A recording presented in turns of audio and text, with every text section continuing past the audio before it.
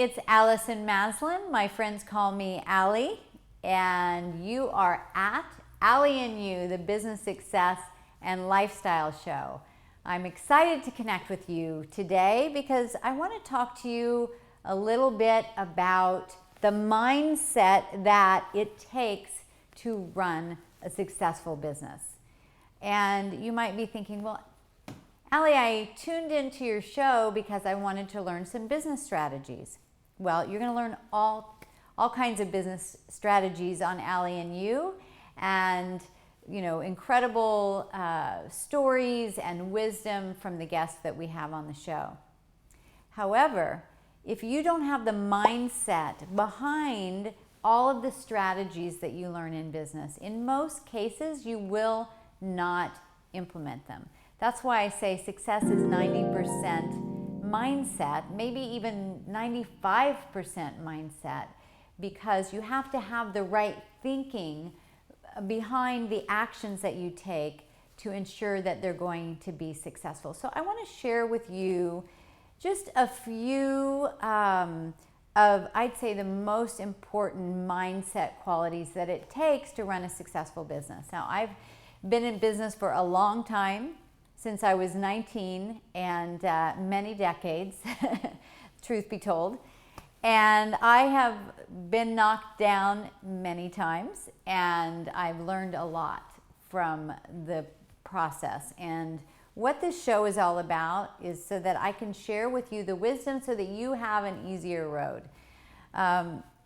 So a few of those thoughts. The first is success is not about how fast you go, it's about how deeply you dive. Think about that for a second. Success is not how fast you go, it's how deeply you dive. We get into business and we want success like that. We want it fast.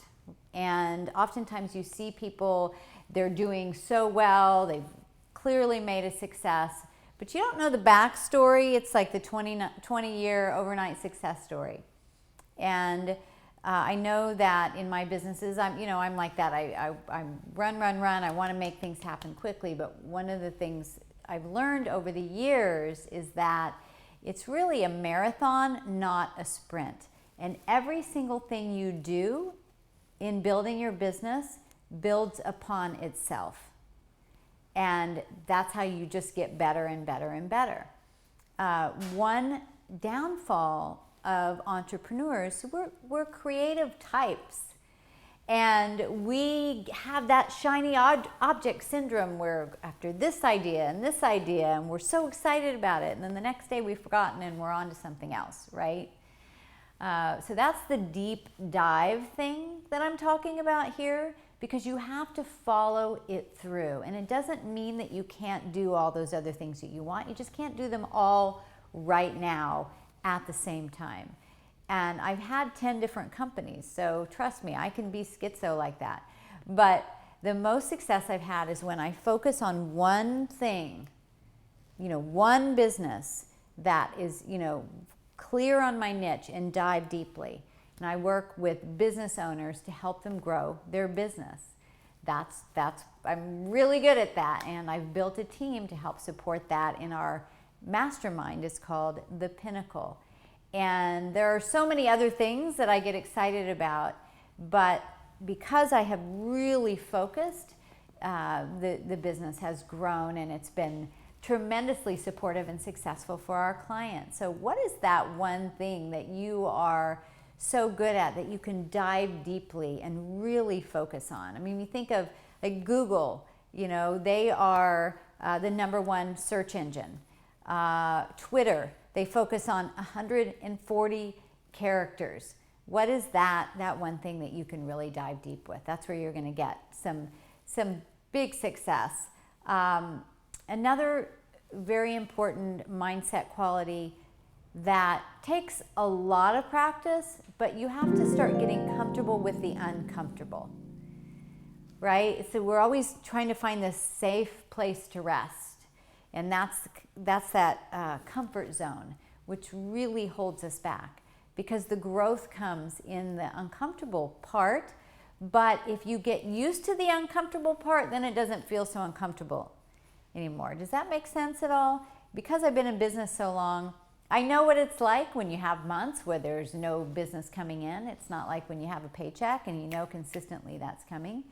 And in the early years, that would put me in a bit of a panic, I would say.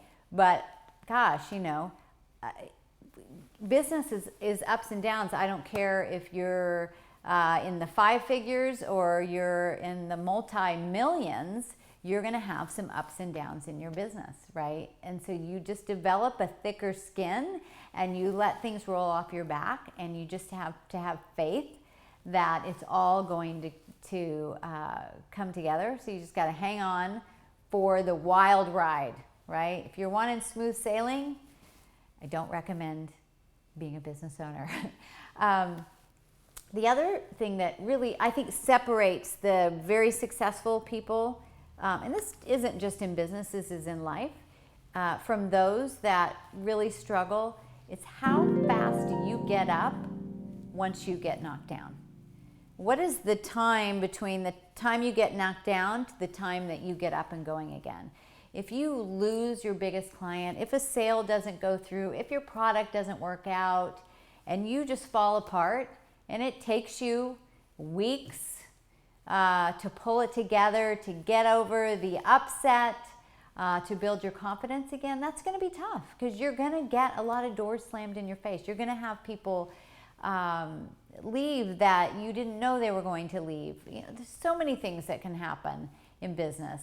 A big campaign that you've invested a lot in and it didn't work out, and it's very easy to let those things derail you. But successful people, you know, it stings. I'm not going to lie. You know, it's not like I don't have my momentary pity party, but I get up, dust myself off, and say, okay, what am I going to do about it?